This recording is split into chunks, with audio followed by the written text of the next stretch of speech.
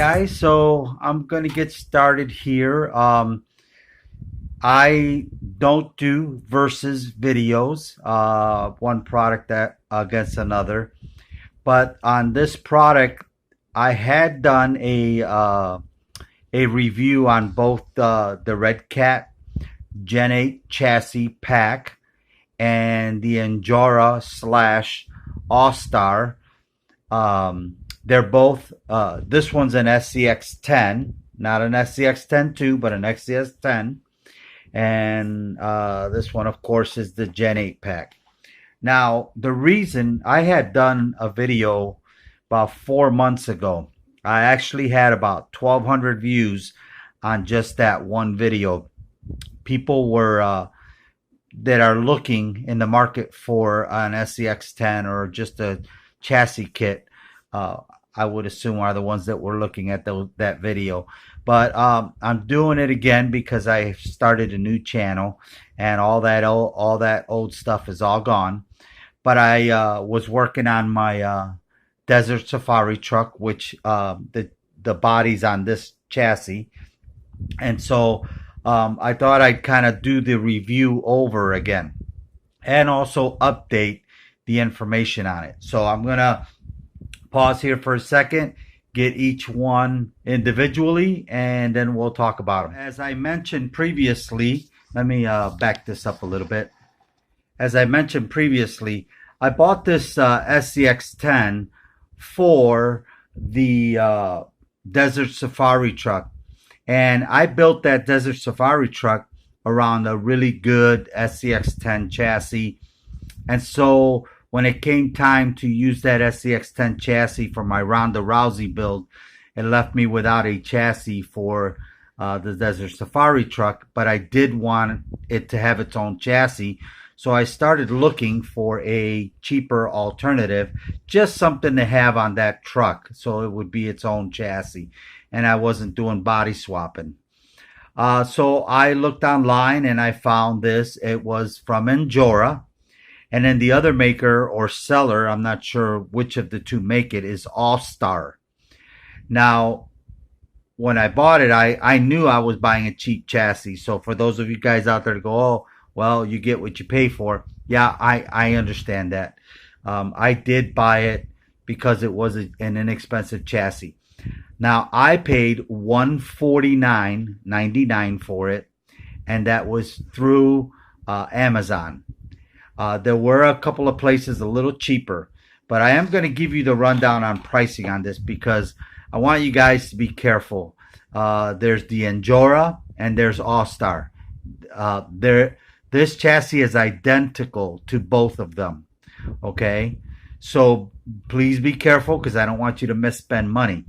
I checked pricing today as of probably 20 minutes ago, and Amazon is $116, okay, and it's under the Austar label. So that's another trick too. You got to be real careful with on this chassis. It's going by two different names, and I think even Gulski shows it under the Gulski name. And pricing is everywhere on this. I saw it just on Amazon alone was $162, $108. But then you had to pay $21 for shipping, and you had to wait 6 weeks approximately. So that's another thing to be careful with. I found it for $180. So the pricing is very, very tricky. And because they're using different names on it, whoever's selling it gets to use their name on it. That's another thing that you could be deceived by. So please be very careful with that. But it's selling all over the map. The cheapest I found was $116 under the Austar label, and that did not include wheels, and it did have free shipping, but it was October to November 5th, so almost 6 to 8 weeks for delivery on this. So that's another thing too. You know, maybe you could save $30, but then you got to wait 8 weeks almost. So that's your call on that. But the thing with me with this chassis is, let's say you pick it up for $149, which is what I did. I bought it under the Injora name for $149, free shipping on Amazon. And the mistake I made is I should have bought the Redcat, but I'm going to show you the Redcat in a little bit. And some of you guys might say, well, it's not a fair comparison. The reason I'm comparing them together is because there's only a $20 on average difference.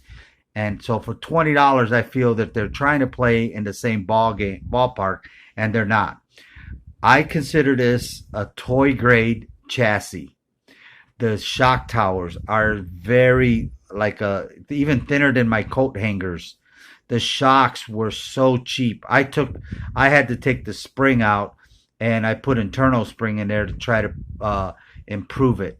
But yeah, everything is the plastic on it. Now every car has plastic. I got that. Okay, you're gonna get plastic on just about every car, you know. But the problem is there's so many different grades of plastic, and the plastic on this is the cheapest you can get. It's like a coat hanger.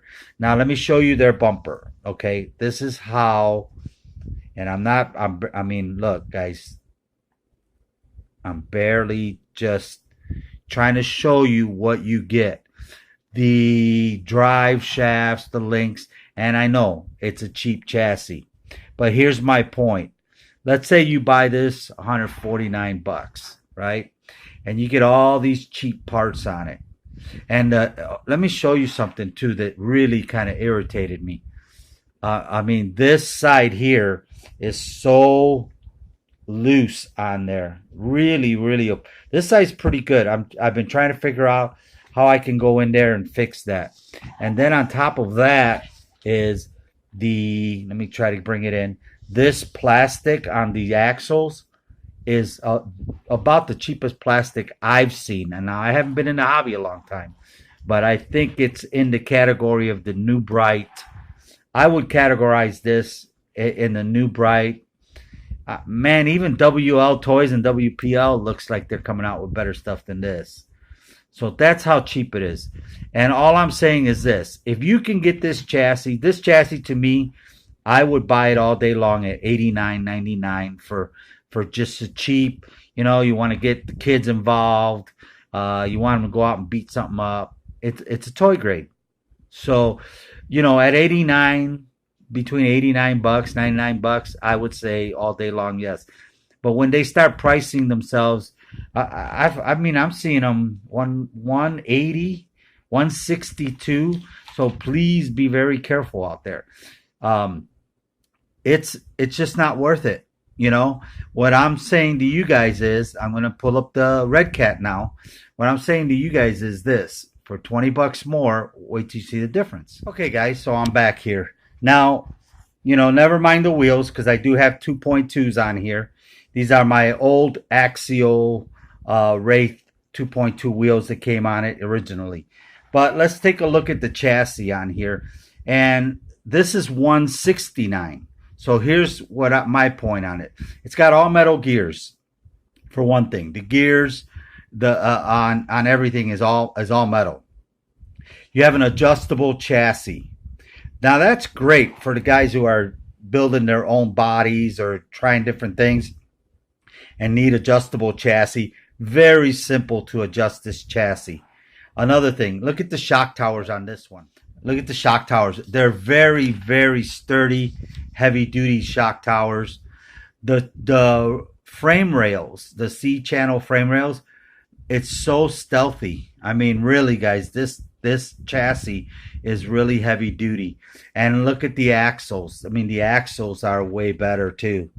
Okay, now they do have a cheap plastic here, but at least they give you a little aluminum diff cover on there. So it is a better axle, okay? And then, of course, you have the portal axles on this one. Nice and solid, okay? So you got portal axles. You have a 2-stage transmission, okay?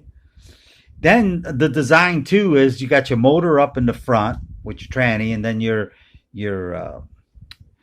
second stage here. I'm sorry, I'm forgetting the name, but that, yeah, I mean, it's such a for $169, guys, $20 more. I say pull the trigger on this, and I'm talking for mainly guys that are building their own trucks, and then build your body whatever you want to put on it.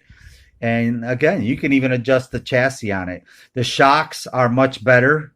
This is the original shocks that come with it. I did go because the M37 truck is a really heavy truck. So I went to a heavier shock on the back for my truck. But yeah, the platform is really nice. This is going to be my go-to platform from here on. I'm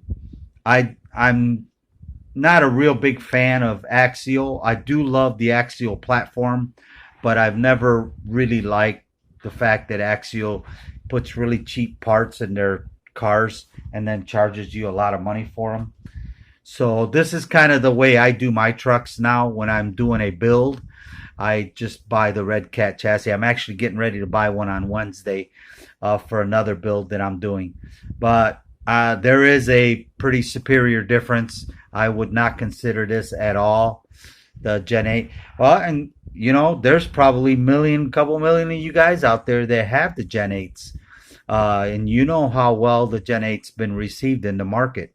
So, you know, that's all my point on the verses is if Injora's 149 out there and you might find it for 139, fine.